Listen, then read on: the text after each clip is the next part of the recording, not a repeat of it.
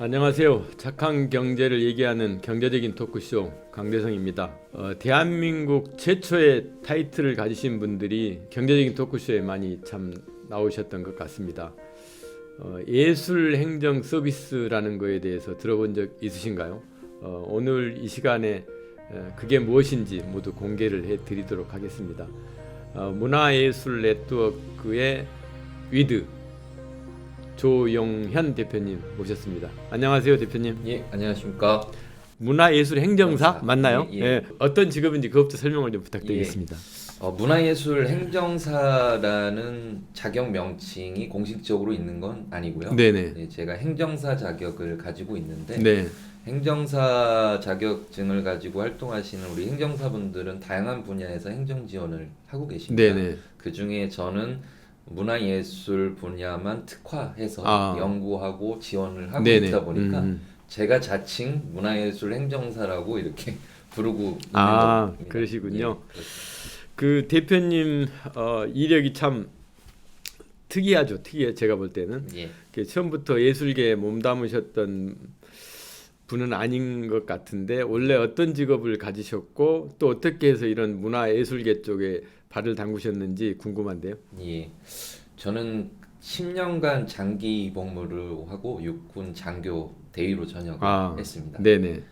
그 이후에 조금은 이른 나이에 제2의 직업을 찾는 시기가 있었던 것 같고요. 그때 좀 다양한 경험을 위해서 해외에 여행을 가면서 이제 경험들을 하는 시기에 제 친형이 현역 무용수 활동을 하고 있는데 런던에 살고 있습니다. 네네. 그때 형과 시간을 가지면서 친형이 무용수다 보니까 주변 분들도 예술인 분들이 많아서 그분들의 현장의 목소리를 좀 듣게 됐는데 저같이 공공의 행정에 익숙한 사람들과는 좀 다르게 누군가에게는 행정이 익숙하지가 않아서 지원이나 이런 것들이 필요하다라는 것을 그때 좀 느끼게 됐습니다. 그래서 이 부분도 하나의 예술 시장에서 앞으로는 필요한 부분이 되겠구나 생각을 해서 그때부터 각종 문화예술 교육을 참석하고 현장의 실무 능력을 배양하기 위해서 노력을 했던 것 같습니다. 정말 필요한 영역인 것 같아요. 그동안에 이제 문화예술계 쪽 사회적 기업 하시는 분들 정말 많이 만났는데 스스로가 창작을 하거나 또는 이제 젊은 예술가들의 쉽게 이야기하면 판로 개척을 해주는 이런 분들은 많이 만났는데 대표님처럼 행정 쪽에서 이렇게 서포팅하는 거는 처음인 것 같은데 문화예술 네트워크 위드가 언제 어떻게 생긴 사회적 기업인지 설명을 좀 해주십시오.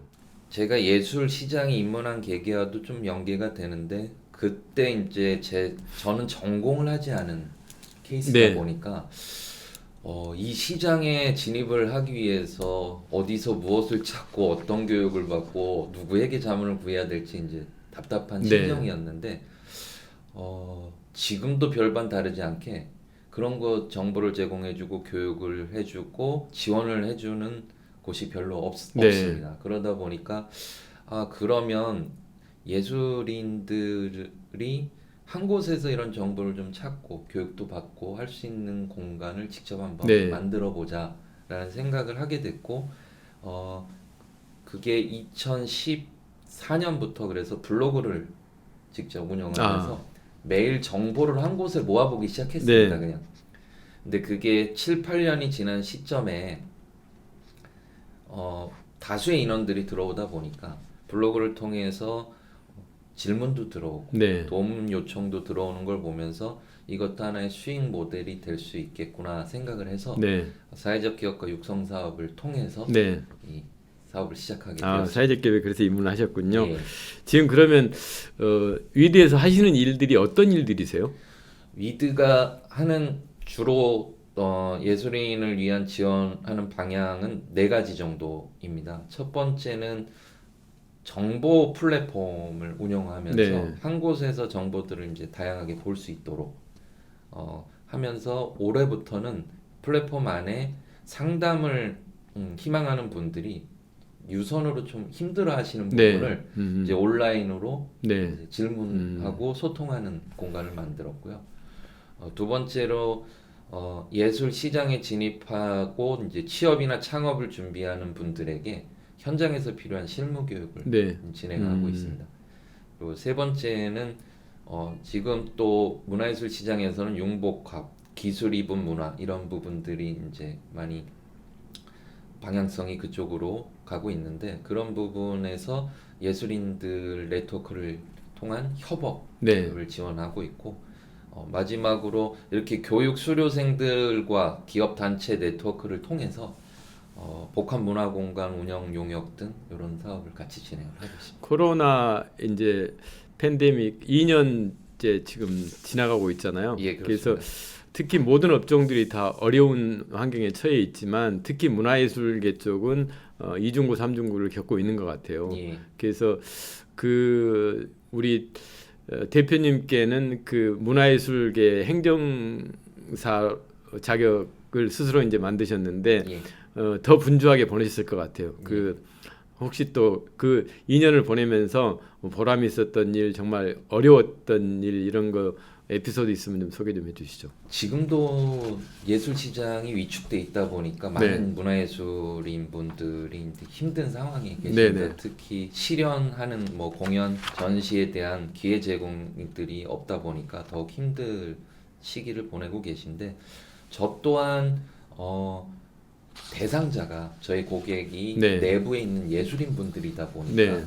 힘든 시기가 있었는데 2년을 지내면서 제가 느낀 점이 이 힘든 시기에서도 활발하게 활동하고 있는 기업들을 제가 좀 분석을 해보니까 네. 전문 분야 하나만을 하는 것이 아니라 환경이 변하고 어떤 조건이 변화에 유연하게 대처할 수 있도록 다양한 것들을 연구하고 진행을 하시더라고요. 네. 그래서 저도 이 코로나 시기에 원래 하던 오프라인의 교육, 행사, 공간 운영들에서 영상을 통한 교육, 그 다음에 PDF 전문 책자, 그 다음에 예술인만을 위한 다이어리라든지 뭐 정보 달력 같은 굿즈 제작 등을 통해서 네. 그런 부분을 또 연구하고 지금 바뀐 환경에 적응하기 위해서 아. 노력을 하고 있습니다. 지금 이제 사회적 기업으로서 이제 사회적 가치는 아까 좀 말씀을 하셨는데 예. 결국 이제 돈을 벌어야 되잖아요. 예, 그 예. 경제적 가치 예. 어떻게 돈을 버시는지 궁금하네요. 제가 움직이는 교육, 특강, 출강 이 교육 부분의 수입 부분이 주 모델이었는데 네. 2년간의 이제 경험을 통하고 다양한 경영 분야의 수업들을 듣고 스타트업들을 연구하고 하면서 제가 지금 변한 것은 제가 잠든 사이에도 돈이 들어올 수 있는 네. 구조들로 네. 이제 좀 변경을 했습니다. 아. 그래서 플랫폼을 대폭 변경을 해서 이것 또한 어떻게 보면 예비 사회적 기업인데 지금 그 전문 인력과 사업비를 지원을 받아서 네. 플랫폼을 전면 개편했습니다. 네. 그 안에서 굿즈라든지 교육, 영상, PDF들을 판매할 수 있는 시스템으로 바꾸면서 기본적인 수입들이 들어올 수 있는 구조를 통해서 제가 생각하는 사회가치 실현을 지속 가능하게 할 수 있도록 네. 지금 구조를 바꾸고 있는 지금 몇 분이나 계세요? 양천구에 지금 회사가 위치하고 네. 있는데요. 지역의 그 문화공간인 책쉼터 운영 용역까지 맡고 책쉼터. 예, 네네. 그렇습니다. 공원의 책쉼터 운영 용역까지 맡으면서 이제 상주 인력은 4명이고요. 네네. 이제 공원 대체 인력까지 하면 총 6분이 네. 지금 위대는 케이스. 지금 자격증을 발급한다는 예. 소식을 접했는데 예. 그 자격증이 어떤 건지 그 다음에 그 자격증을 취득하면 어떤 이득이 있는지 예. 설명을 해주실래요? 예. 자격증은 예술 경영 플래너라는 예술 경영 플래너라는 네네. 명칭을 했습니다. 최근에 문화예술계에는 기획 그다음에 행정 인력에 대한 필요성이 대두되고 있는 네. 것 같습니다. 창작 인력들이 창작에만 집중을 할 수 있게 하고 기획 행정 인력들이 그런 창작 인력을 지원을 해주는 시스템인데요. 각종 공모 사업에서도 예전에는 그런 기획 행정 인력에 대한 인건비 지급이 안 됐었는데 네네. 이게 이제 인식이 되면서 기획 행정 인력의 인건비도 포함을 할 수 있는 시스템으로 바뀌다 네. 보니까 예술 단체나 프리랜서 예술인들은 이제 기획 행정 인력이 많이 필요하게 됐습니다. 네네. 그런데 수요에 비해서 지금 시장에는 많이 없는 네. 편이거든요. 그래서 저는 그런 기획 행정 인력이 뭐 타 분야에서 활동하시는 분들이 들어와도 좋겠지만 해당 분야를 장기간 전공한 분들이 그런 부분들을 조금만 연구하고 공부해서 자기의 동료, 선후배들을 도와줄 수 있는 기획 행정 인력이 네. 되는 것이 향후에 바람직하겠다는 생각에서 네. 그런 분들을 소수 정예로 네. 단기간 핵심 실무 위주의 교육으로 지금 진행을 하고 있고 그렇게 수료되신 분들은 인력풀로 좀 조성을 해서 네네. 예술 기업 단체의 네트워크에 일 경험 또는 취업에 연계 등 이제 후속 지원에 네네. 하려고 노력을 하고 네네. 있습니다. 이제 문화예술 쪽에 관심을 갖고 이렇게 이쪽 영역에 들어오셨는데 아무래도 그 문화예술계 전체를 들여다보시다 보면 예, 국가적인 지원 이런 예. 것들이 좀 필요할 것 같은데 예, 오늘 나오신 김에 예. 정부 당국자들께 뭐 건의드릴 사항이나 예. 이런 것 좀 이렇게 바꿨으면 좋겠다 예. 하는 것들이 있으실 것 같은데 예. 그걸 좀 오늘 공개를 살짝 좀 하시죠. 예. 그 2020년 이런 것이 달라진다의 문화체육관광부 쪽의 내용을 보다 보니까 예술 특화 원스톱 통합 지원 플랫폼이라는 네. 아트 컬처랩이 조성이 된다고 아, 지금 네. 예산도 편성이 네. 돼 있고 진행이 되는 걸로 알고 있습니다.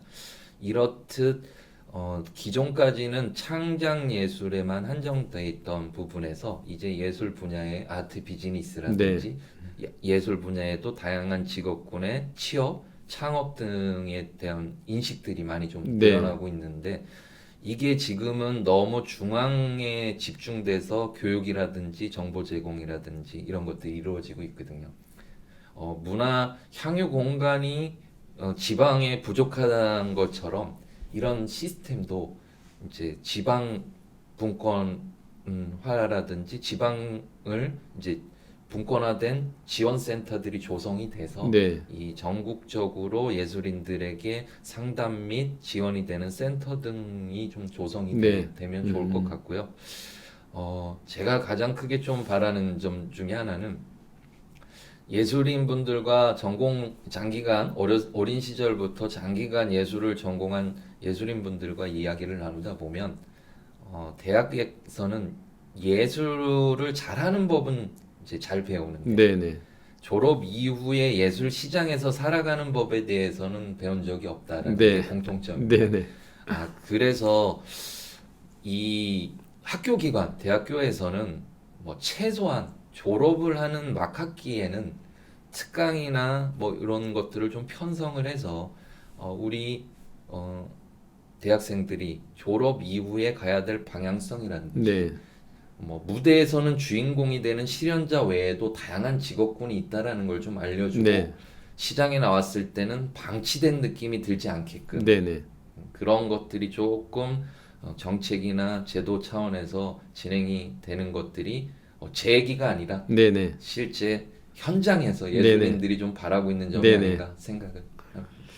그 많은 예술가들을 만나시죠?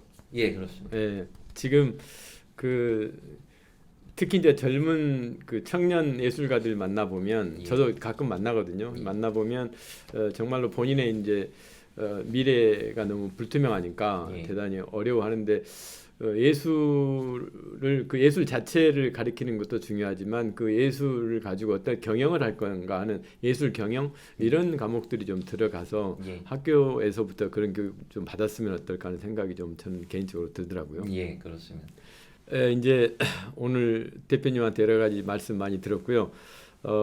이제 문화예술은 우리의 삶에 활기를 불어 넣어 주는 건 맞잖아요. 예. 그리고 때로는 위로가 되는 아주 중요한 역할을 하는 것임에도 불구하고 이것을 업으로 삼고 계시는 분들한테는 창작의 고통과 더불어서 이제 경제적인 어려움 이런 것들을 겪고 있는 것 같아요. 그래서 그런 예술인들이 예술에만 집중할 수 있도록 대표님 같으신 분들이 등장을 많이 하셔서 그분들한테 든든한 버팀목이 됐으면 좋을 것 같습니다. 앞으로 우리 조 대표님의 붕어빵 예. 무슨 뜻인지 아시겠죠? 예. 많이 좀 만드셔서 예. 예술인들한테 든든한 버팀목 역할을 좀 해주시기를 부탁을 드리겠습니다. 오늘 긴 시간 토론해 주셔서 고맙습니다. 예, 감사합니다. 코로나19로 인해 많은 분들이 지쳐 있고 심리적으로 공황 상태인 경우도 종종 접하게 됩니다. 이러한 사회 분위기 속에서 희망을 그리고 힐링을 나눌 수 있는 영역이 문화예술 분야입니다. 그런데 지금은 촉매제 역할을 해줄 문화예술계 종사자분들이 아주 어려운 공경에 처해 있는 것 또한 사실입니다. 코로나가 물리적 거리를 만들어서 멀어졌지만 문화예술과의 심리적 거리는 가까워졌다고 볼 수 있을 것 같습니다.